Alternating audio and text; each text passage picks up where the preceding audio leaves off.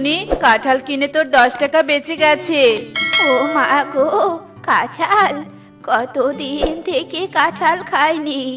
বাবারে, আমাকে একটা কাঁঠাল দে না, আমি তৃপ্তি করে কাঁঠাল খাবো। কেন দিব না? এই হাতে 10 টাকা দাও, আর এই হাতে কাঁঠাল নিয়ে নাও। হা হা হা হা হা। টাকা? টাকা তো নেই। তোদের মতো ভিখারির কাছে টাকা না থাকারই কথা। সকাল সকাল লোকসান করতে এসেছে, চলে যা এখান থেকে। তুমি বুড়িমার সাথে এত খারাপ ব্যবহার কেন করছো কবুতর দাদা?